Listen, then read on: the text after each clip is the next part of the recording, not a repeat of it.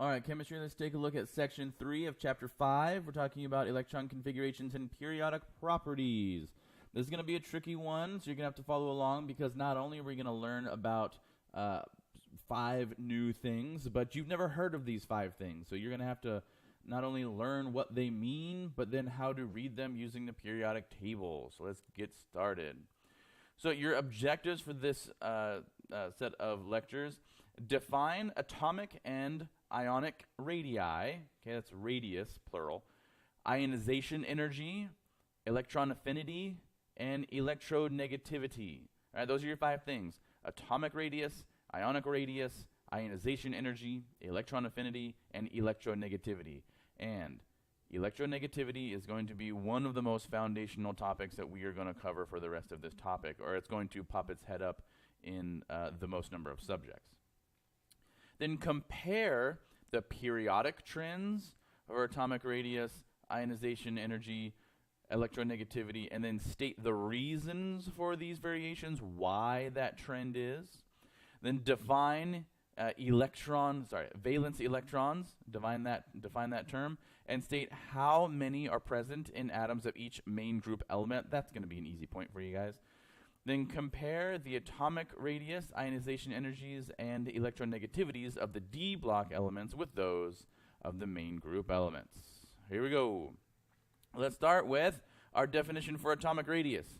It is half the distance between nuclei in covalently bonded diatomic molecules. So let's unpack that.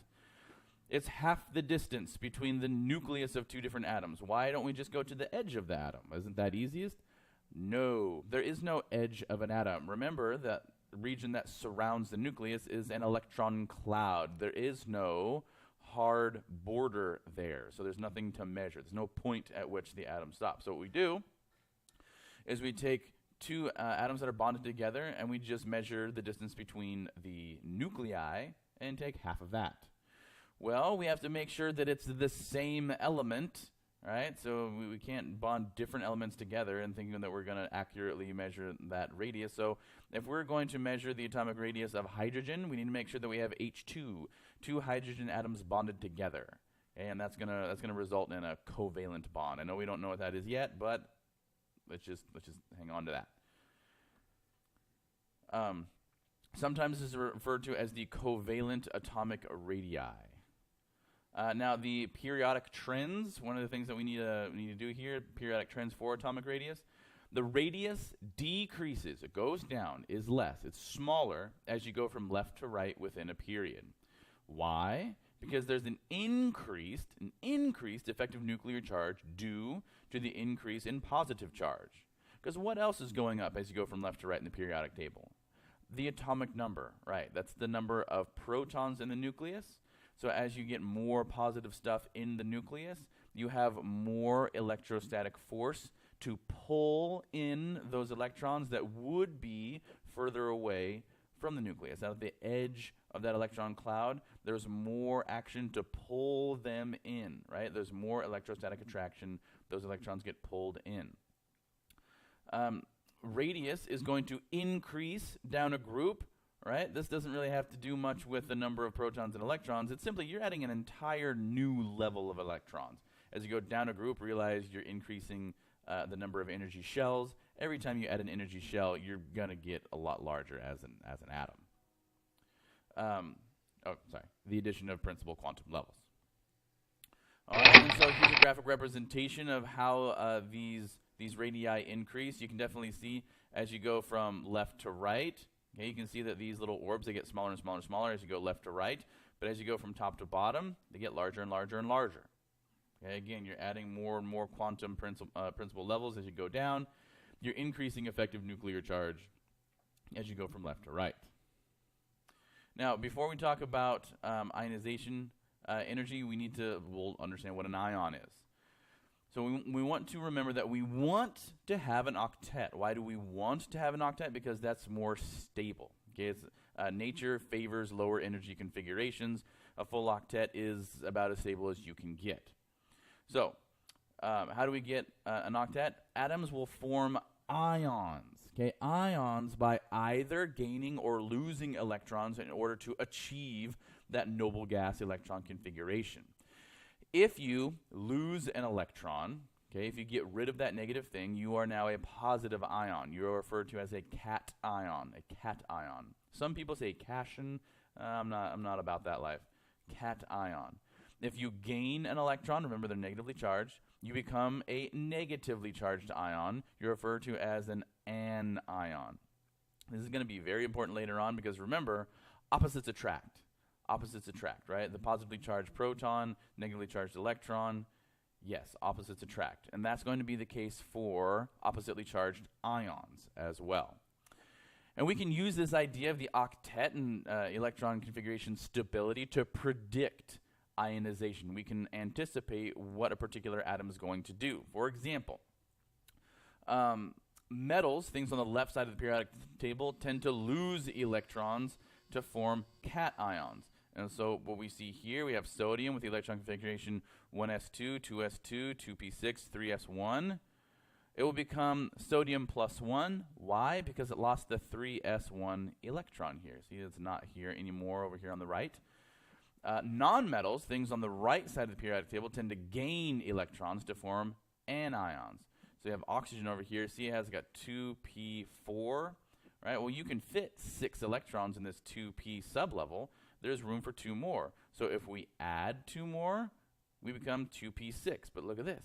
A full S sublevel and a full P sublevel. That's an octet. 2 plus 6 is 8.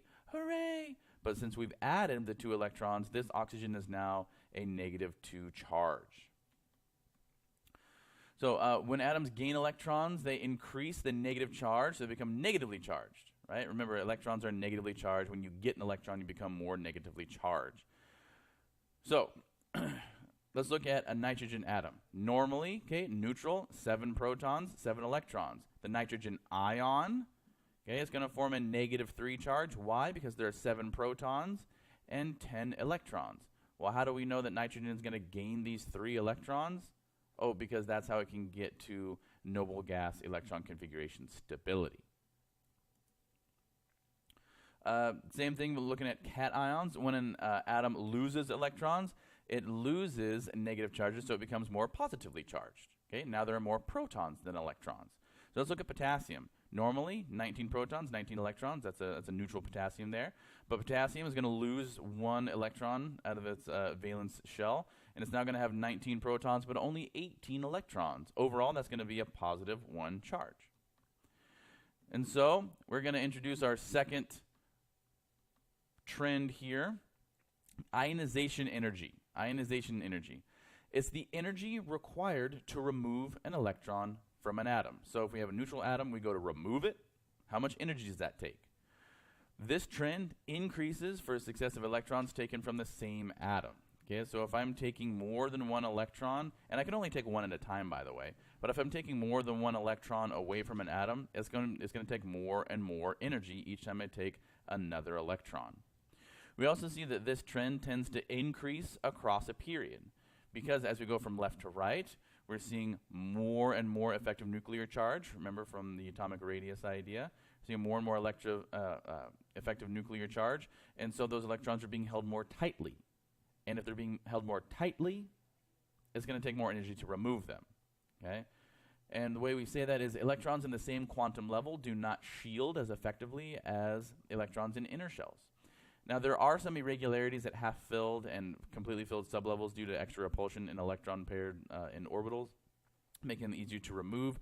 That's why we saw the exception, the weird electron configuration in copper and I believe it was cobalt during the last section.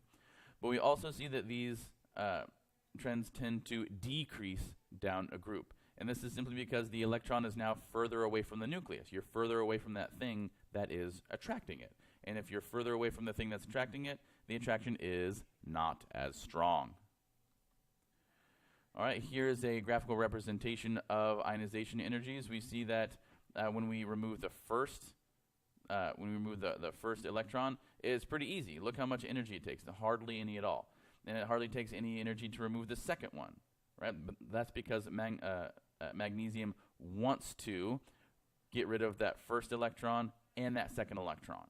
But we see that there's a pretty big bump here when we try to remove the third electron. Well, that's because now, once we remove these first 2 electrons, magnesium has acquired that noble gas electron configuration, and it doesn't want to change, and so it takes a significantly larger amount of energy to remove that 3rd electron. So check this out. It takes about 738 kilojoules to remove the first one, 1,451 kilojoules to remove the second one, right? But then we jump up significantly up to 7,733 to remove the 3rd one. And so we can tell that magnesium wants to stay at this Mg+2 state.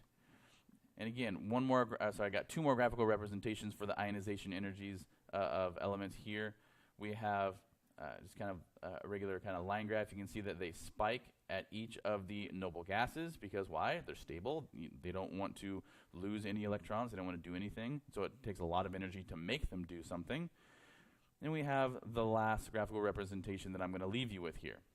This is another way to look at ionization energy. Again, the height of each of these bars represents a larger the ionization energy, how difficult it is to remove that first electron.